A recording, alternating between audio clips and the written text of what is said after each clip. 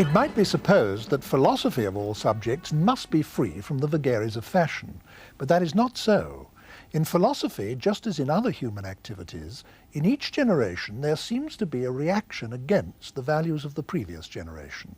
So writers that have been widely studied fall into neglect, and new figures come to the fore.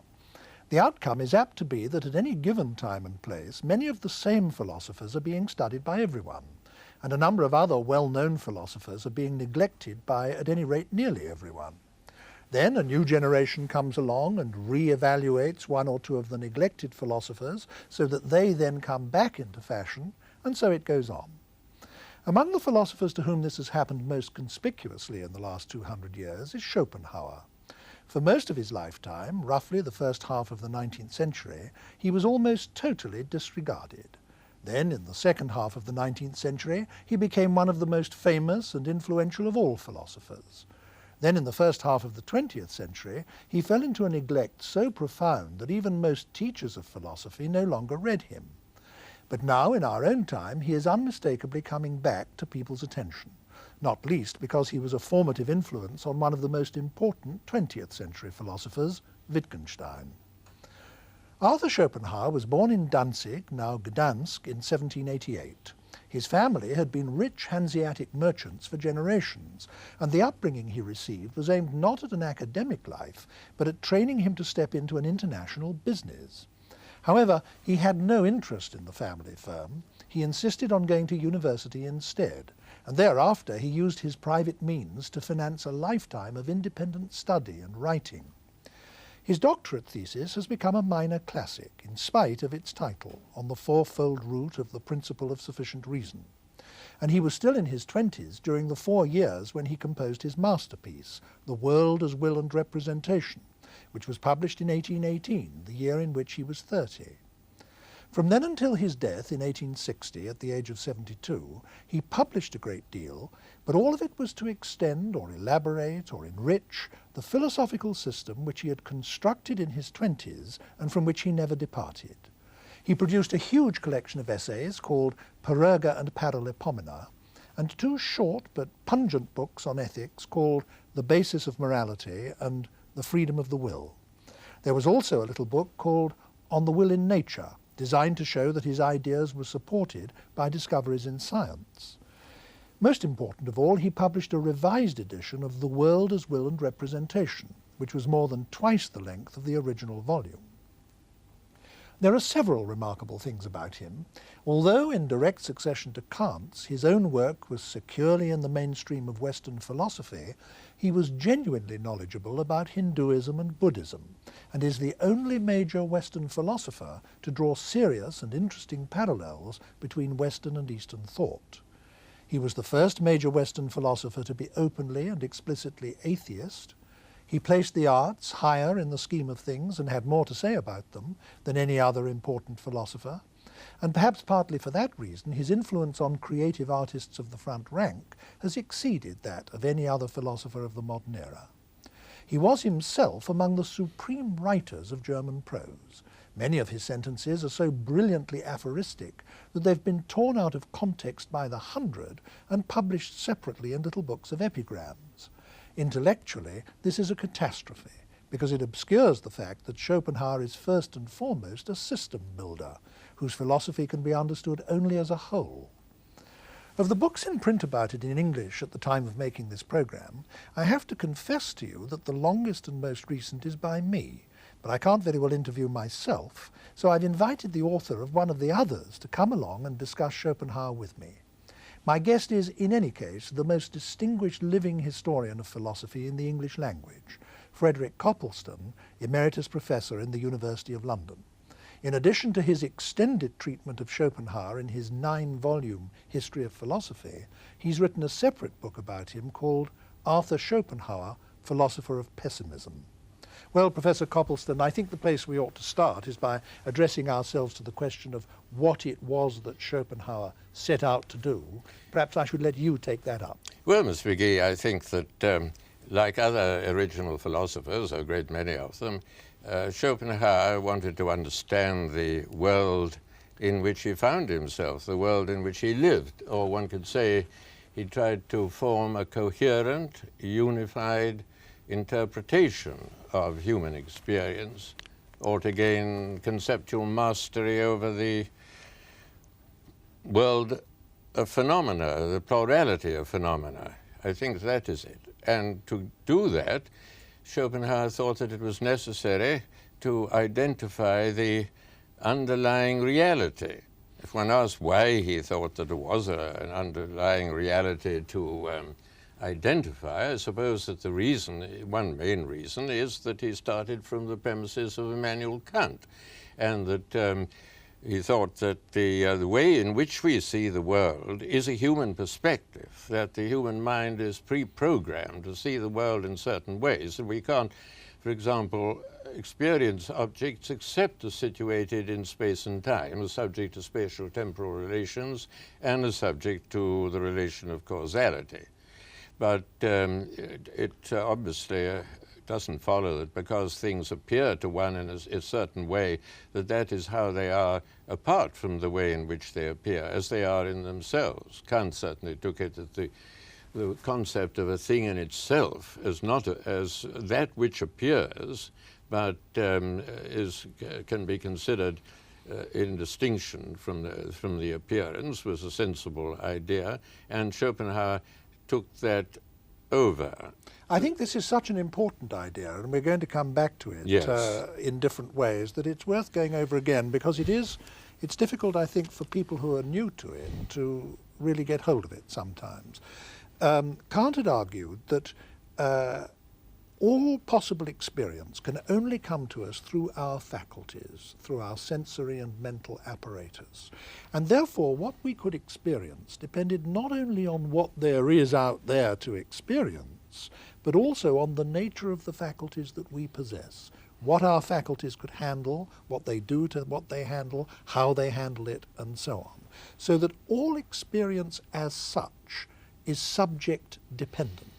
And he went on from that to argue that therefore we could see total reality as being divided into two. There are things as they are in themselves, independently of being experienced, and to such things we have no means of access.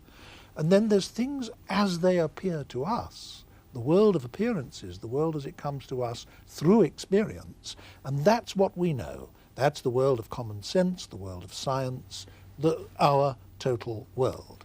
Now, Schopenhauer took this up from Kant and said, now, what can we get any pointers, can we get any hints from a close analysis of this world of experience as to what it might be that underlies it, as to what it might be that lies behind it? That at least is part of the thought, isn't it? Yes, it is. I think it's important to remember that for Schopenhauer there can be only one underlying reality. Kant himself took it as a matter of common sense, I think, that if there's the table as it appears, then there must be the table as it is in itself, and if the carpet as it appears, then there's the carpet in itself, that there are a multitude of things in themselves. But of course, if we think away spatial and temporal relations and the causal relation, there's no means of distinguishing one thing from another. So that if the underlying reality transcends space and time and causality and is quite other than the world of phenomena, then number one, the plurality or multiplicity belongs to the world of phenomena, but the underlying reality must be one. These ideas that we're dealing with are really so difficult that I think that is worth going over again as well. I think it'll help a lot of people. That Schopenhauer argued that for one thing to be different from another thing, for anything to be different from anything else at all, this idea of differentiation only made sense with reference either to time or to space or to both. If two things are identical in time and identical in space, then they're identical, period. They're the same thing. So the notion of there being different things in the plural could only apply to this world of our experience, this world of space and time. Outside that world, it could make no sense whatever to talk of anything being different from anything else.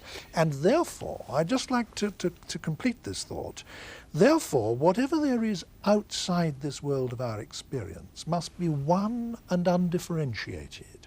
And in taking that step from Kant, he thought Kant had been wrong in talking about things in the plural, in themselves, things as they are in themselves, that it must be one undifferentiated something that lies behind this world.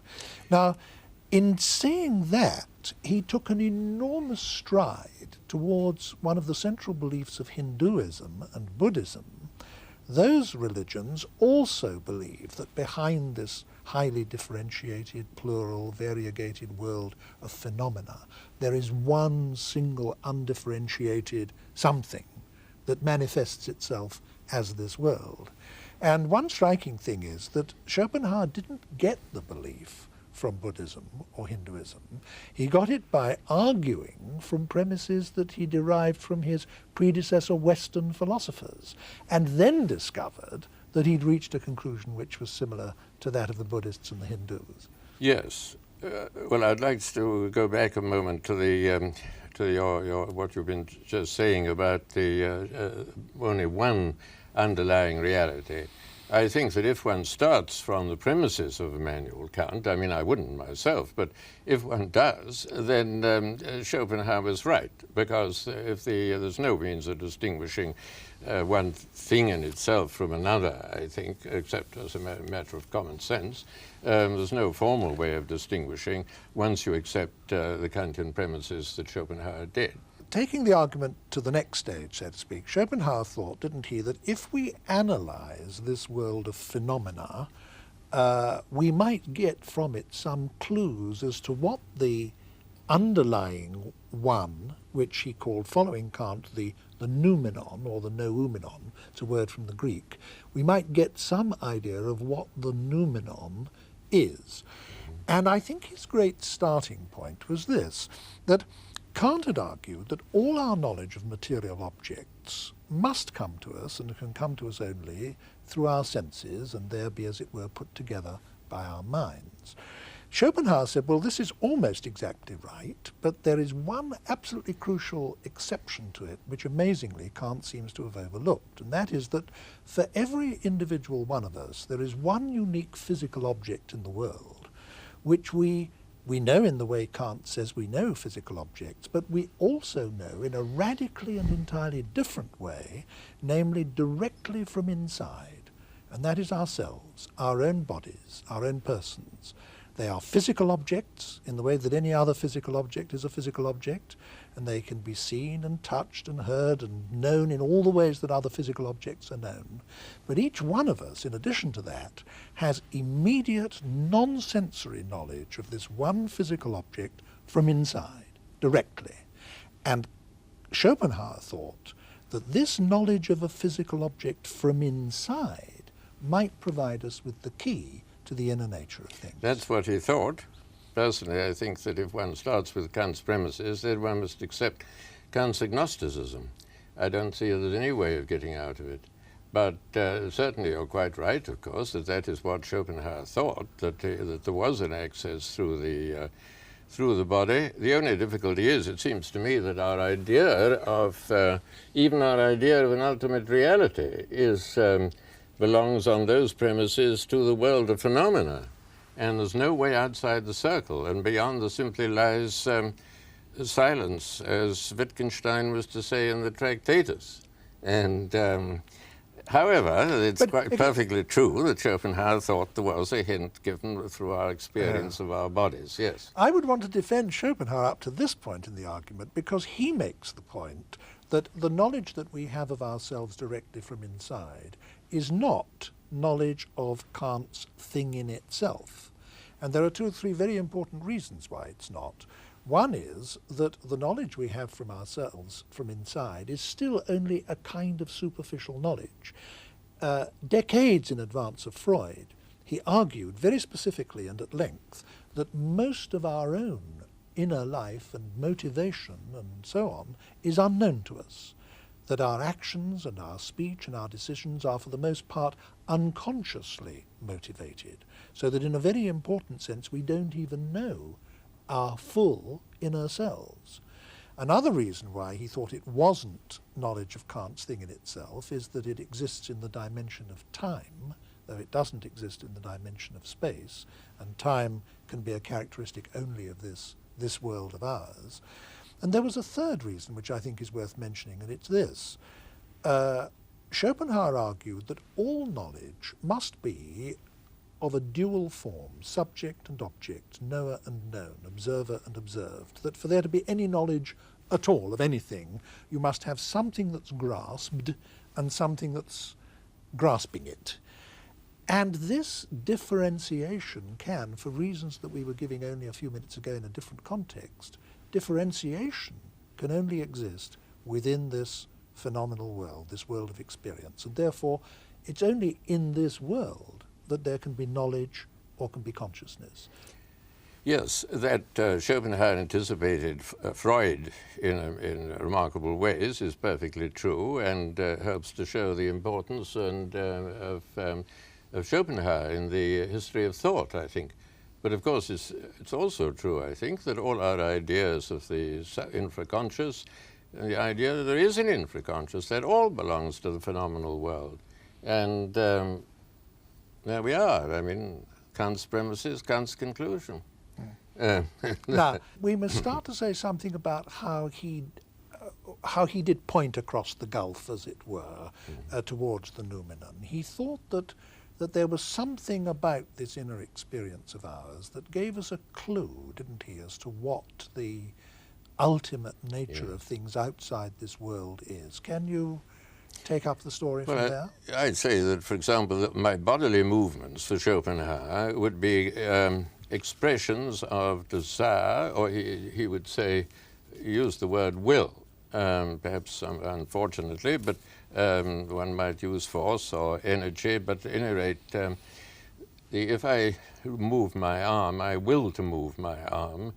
For Schopenhauer, as later for Wittgenstein, there's no entity called a will that is distinct from the movement of the arm and causes it, but the volition is the inside, as it were, of the movement, and the physical movement is the outside, not trying to deny that there is some inside.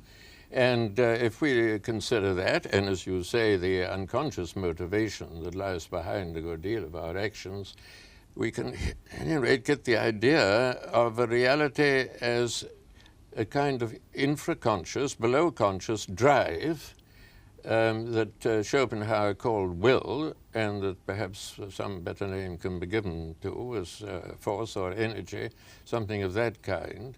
But that we have that hint as to the nature of the ultimate reality as an unconscious striving, a striving for existence, for life, for self-assertion, whatever you can describe it in various ways, of course.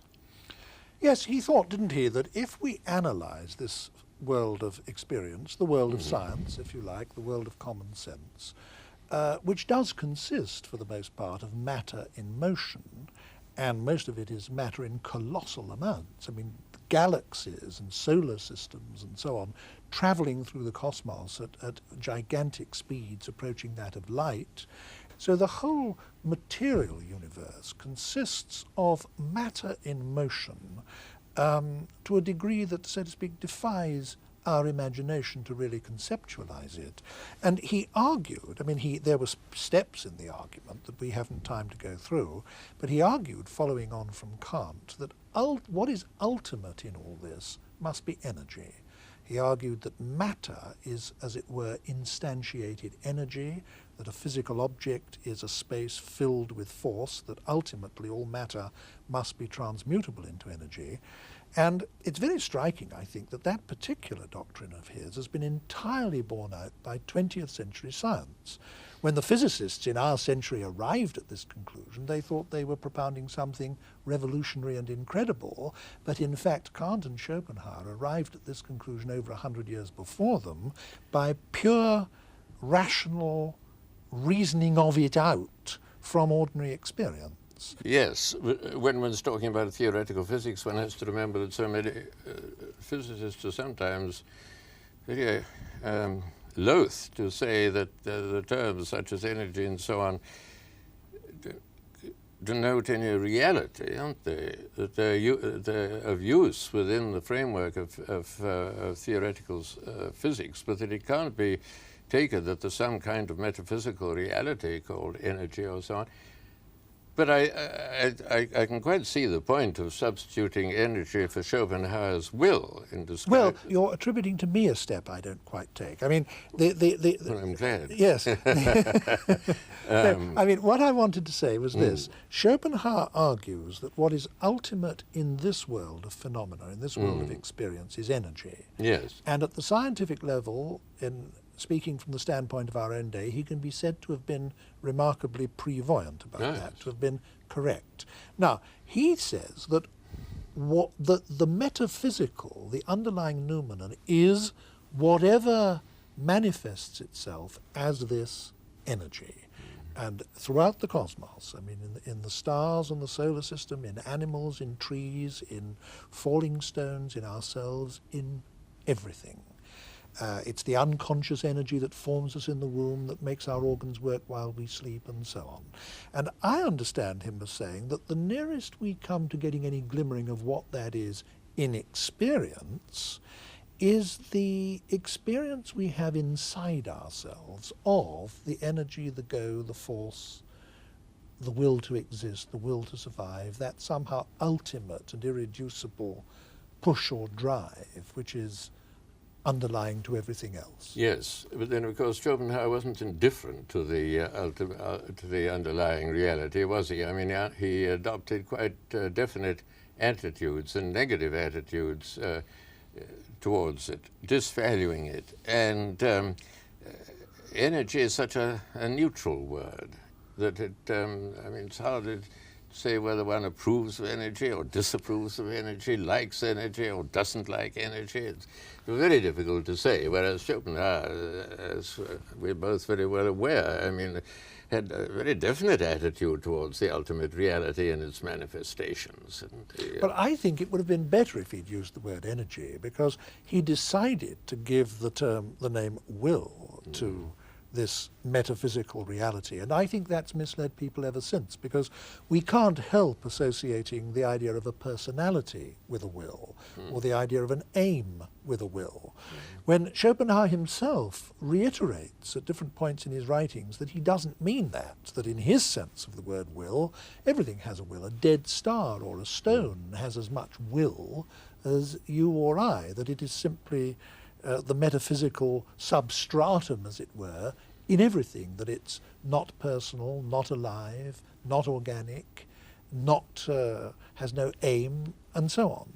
I think it's misled people. An impersonal word like energy would have been very much better, in my opinion. Well, I think you're quite right on that particular point. My own point that I was hinting at was that as Schopenhauer looked on the ultimate reality as perfectly revolting and was willing to speak of it on occasion, even in moral terms, as wicked, I mean, one wouldn't naturally be led to think of energy as revolting or as not revolting, at least I wouldn't, and certainly not as wicked. And so that's what I meant, that he has this definite attitude towards the ultimate reality and towards its manifestation, of course, this world, empirical world. Well, now, perhaps we can, as it were, change our tack a little and confront that head on. Up to this point in our discussion, we've been sketching what Schopenhauer's picture of reality was, what he thought the overall picture was. Now let's talk about his attitude towards it. He thought that the world was an appalling place, a terrible place. He thought it was full of injustice, disease, repression, that the hospitals and prisons of the world were full of people going through the most appalling sufferings and tortures, that nature was red in tooth and claw, that in every hour of every day thousands upon thousands of animals are tearing each other to pieces alive and devouring each other alive, and that the whole thing is a sort of appalling nightmare. It's an incredible vision, and it's expressed in prose of such dramatic power that no one who's ever read it is likely to forget it. But that was his view, wasn't it, of the way things are, and therefore that the underlying metaphysical reality must be such as to express itself in these terms, and must therefore be something terrible, something nightmarish. That's why he is renowned quite rightly for being a pessimist. Yes. The pessimist above all philosophers, a bleak, black view of reality. Of course, he didn't leave it there, did he? I mean, he had suggested some ways out, the temporary way through aesthetic contemplation, through art, through the creation of art and through the appreciation of art, which stills desire and selfishness and longing and hostility and conflict for the time being, at any rate. Just as one can go into an art gallery and look at the pictures and without desiring anything, but then of course one comes out and runs into a cafe or a pub and need and desire reassert themselves. But it's a temporary way out. I think it was a mistake for Schopenhauer to bring in that point, the Platonic ideas, as intermediate between the ultimate reality and the work of art, because I don't see there's much place in his system. But he's quite right in making a distinction between the aesthetic attitude towards things and the attitude of trying to appropriate them and use them for one's own advantage. It's quite true there. There is a temporary way out. Yes, you're making the point that he thought that the aesthetic attitude was disinterested. Yes. That normally if I see a plate of food, I think in terms of eating it, this is something for my own sustenance or to satisfy my lusts or desires or greed or just simply hunger or whatever it might be. Whereas if I see a Dutch painting of a plate of food, I don't see it in that light at all. No. I see it as entirely sort of impersonal, disinterested way, and then I'm conscious of its presence or absence of aesthetic qualities. Yes. Its beauty or lack of beauty it may be, but it's a quite different way of looking at things. Yes. One point that I think is worth drawing attention to in Schopenhauer's aesthetic is that he did think that the arts provided us with a special way of knowing things, and by that very token he did not regard them as a means of expression. If I produced a work of art, what I'm doing primarily, according to Schopenhauer, isn't expressing my emotions or giving expression to my feelings, it's expressing insight or knowledge into something about the way things are.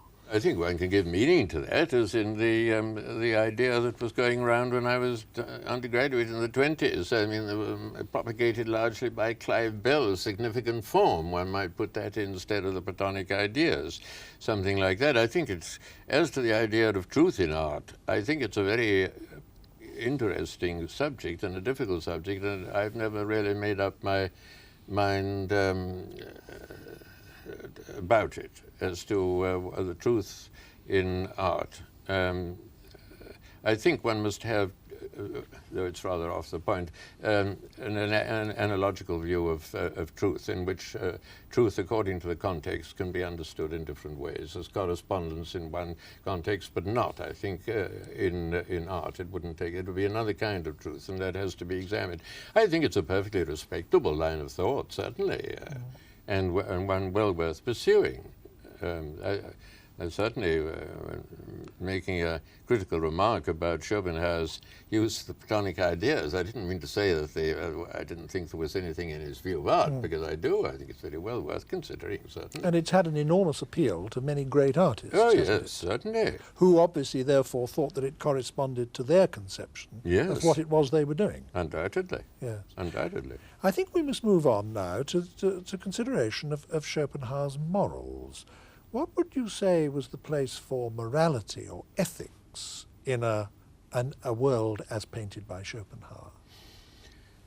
Well, as you know, Schopenhauer insists that as there's one ultimate reality, and each one of us is identical with that one ultimate reality, therefore, in some sense, we're all one, ultimately.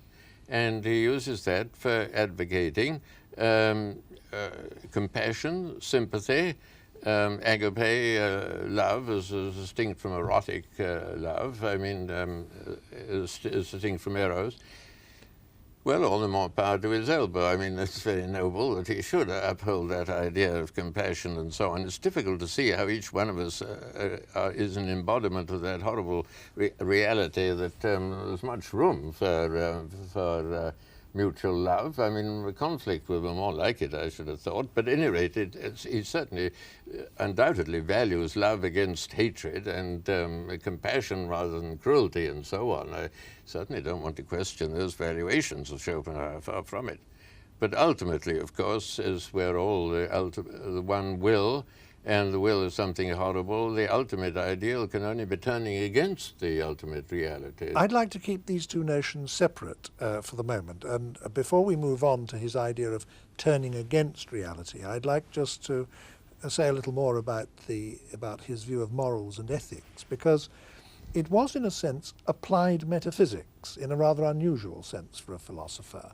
He had, as you say, this metaphysical view that we were all ultimately one, and again that is in common with some religions, and therefore that in doing you an injury I am in some significant ultimate sense injuring myself, and that my ultimate oneness with you is really the basis of morality, the basis of compassion, the basis of empathy. It's why I should behave towards you in morally approved ways and not behave towards you in aggressive ways. And you were quite right to say that there's an apparent conflict between regarding the ultimate metaphysical reality as awful and evil and nightmarish in the way we were talking about a few moments ago, and regarding it in this context as the basis of compassion, empathy, and morality in general. I would like at this point to say that the famous fact-value distinction applies as much to Schopenhauer, in my opinion, as it does to anyone else. That is to say that you can accept his view, or a great deal of his view, about how things are, about what reality is, without accepting his evaluation of it, or taking up his stance towards it. And I say that with feeling because, in fact, I'm an example, I think, of this. I mean, I do regard very large parts of Schopenhauer's philosophy, by no means all of it, but large parts of it I regard as being valid and as having enormously rare and important and genuinely deep insights. And I think it casts great illumination. But I'm not a pessimist in Schopenhauer's sense at all. In other words, I accept his picture of the way things are to an important degree, but I don't at all take up his view of it all as being a nightmare or whatever it may be. So I would go along with the ethics of Schopenhauer. In fact, I think his ethics is very well founded, and wouldn't want to, as it were, keep that part of his philosophy with which it's in conflict. As you know, a good many philosophers now question the fact-value distinction.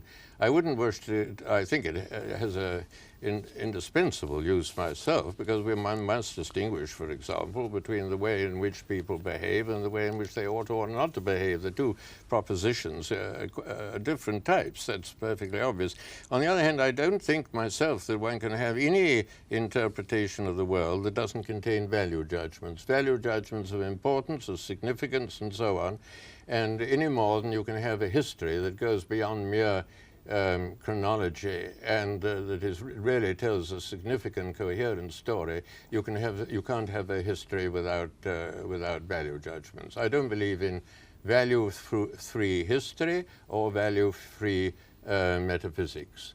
So I would be, although I'm willing to accept some distinction, I'd be very careful about applying it myself and simply saying, well, we can have this interpretation of the world on the one hand, which is value-free, and then the set of valuations on the other, because I don't think things work out in quite that way, you know. No, I don't think they work out in quite that way either. I was merely making the point that you could have a lot of Schopenhauer, and I was always careful not to say all, but only a lot of Schopenhauer's view of the way things are, without sharing his value judgments. I would have other value judgments, and I would entirely agree with you that you can't have a view with no value judgments. I think that's absolutely correct. But now let us move on, as it were, to the final stage of Schopenhauer's philosophy, when he taking his value judgment, seeing that reality in all its or in most of its manifestations is an evil, a frightening, a nightmarish thing, the final step in his philosophy, which some have embraced and others have found impossible even to understand sometimes, is he says we must reject this. Ultimately, we must reject reality. We must deny reality, the famous denial of the will. Can you perhaps try and explain a little more about what's involved in that concept? Well, I'd say that if you turn, well, of course, he entirely approved of the asceticism, self-mortification, and so on that one can find in several of the world religions, advocated at any rate and practiced in the past, and that he thought that that was constituted a stage on the way towards a kind of final rejection of the will. I don't quite know what form that would take, but it would take I suppose, the form of an entry into a Buddhist nirvana interpreted as nothingness. Well, Schopenhauer would say that it may possibly have qualities of which we know nothing and can know nothing, but as far as we're concerned, to turn against the ultimate reality as we form a conception of it is to turn to nothingness, to non-existence. That's why I would say that in spite of all the real resemblances between, say, Christianity, Buddhism, and Schopenhauer's philosophy, there is a fundamental difference between his attitude and, say, that of the Christian, the Muslim, and the Orthodox Jew, because as they believe in God, they certainly wouldn't regard it as desirable that one should chuck God overboard or deny the ultimate reality in that sense. So there it seems to me there is a gulf. But more important, because people might sweep that aside and say, well, I'm neither a Christian nor a Muslim nor a Jew. But even in terms of Schopenhauer's own philosophy, I don't see how it's possible to turn against the will, because it's the will that has to deny itself. I am the will, and if this ultimate reality is going to deny it, how can it deny itself? In and through me. It can't produce nothingness exactly. I don't see how I find it the more I think about it, the more difficult I find to envisage that ultimate rejection of the will as taking place when the will itself has got to do it. Let us, before we finish this discussion, I'd like us to say a word or two about Schopenhauer's influence on other people. He's had enormous influence on creative artists, and I referred to that. I didn't name any, but one might name Wagner an enormous influence, Turgenev an enormous influence. In fact, lots of major novelists of the last 100 years, Conrad, Thomas Hardy, Proust, Thomas Mann. But perhaps in a discussion which is about philosophy, what we ought to concentrate on is not that so much as his influence on other major thinkers.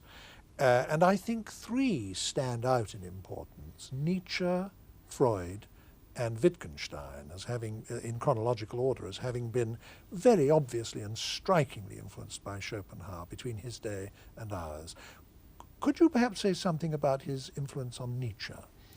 Well, as you know, Nietzsche regarded Schopenhauer as an educator, and his early work, Schopenhauer as Educator, indicates, I think, that he thought of Schopenhauer as a man who wasn't content with the superficial view of things, but looked underneath and wasn't afraid to look the world and history in the face, and didn't try and gloss over everything as Leibniz did with talk about the best of all possible worlds, but really looked the world in the face, and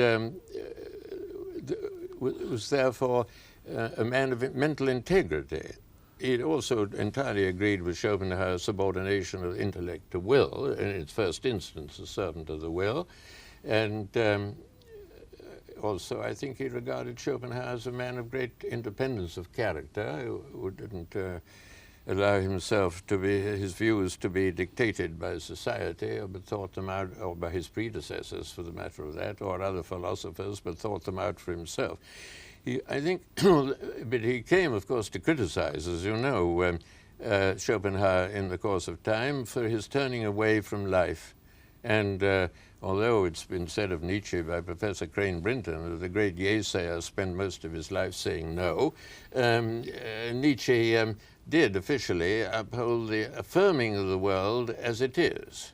And in a way, I sympathize with Nietzsche, because I think if the world is as Schopenhauer said it is, then the best thing is to try and alter it for the better. I don't say that Nietzsche, well, he thought, I mean, I wouldn't agree with Nietzsche's idea of what would be for the better, but I do agree with Nietzsche. But on the other hand, he never ceased to admire Schopenhauer and revere him as a man who set him on the right path, away from convention. It was a great questioner, I think. Well, I think we must now turn finally to the latest of the great thinkers who was directly influenced by Schopenhauer, namely Wittgenstein. And perhaps you'd like to conclude this discussion by saying a little about Schopenhauer's influence on Wittgenstein. Thank you. Yes, well, of course, that's quite clear, isn't it? I mean, from the preparatory, the material preparatory to the Tractatus in the notebooks and in the other manuscripts, the debt of Wittgenstein to Schopenhauer is made quite clear. And in the Tractatus itself, this idea to which you referred earlier in our conversation of the correlation between the subject and my world, that is strong in Wittgenstein, that there's I and my world, and that the I, the epistemological subject, is as it were the boundary of my world. It's not an object in my world, and because if I try to think of myself, then there's the I that's trying to think of myself. But it's on the borderline, as it were, of the world. That comes straight out of Schopenhauer. Then the famous saying in the Tractatus that if all the problems of science were answered, the problems of life wouldn't have been touched. That also really comes from Schopenhauer, I think. And it's also noteworthy that in the Tractatus, Wittgenstein makes a distinction between the will as the bearer of ethics, of which he says nothing can really be said. That's the metaphenomenal will. And the will as a phenomenon, which is really forms part of the subject matter of psychology rather than of philosophy for the author of the Tractatus. And therefore, there is that distinction between the metaphysical will, I think, the metaphenomenal will and the phenomenal will, which also can be traced, I think, to Schopenhauer. I should say that Wittgenstein, in the course of time, became less and less Schopenhauerian, in the sense that he became less and less addicted to forming a system, whereas, as you said much earlier, Schopenhauer was certainly a system builder. There is a kind of embryo system in the Tractatus, but there's very little, as we all know, in the later writings of Wittgenstein.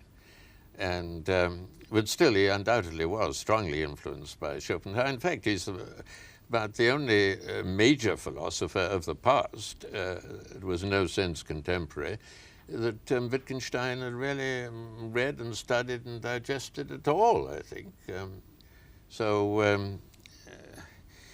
It shows that the influence of Schopenhauer by no means ended with the 19th century, but as you said earlier, it slipped on into the 20th century and is embodied in one of the most famous philosophers of our century and time. Thank you very much, Professor Copleston.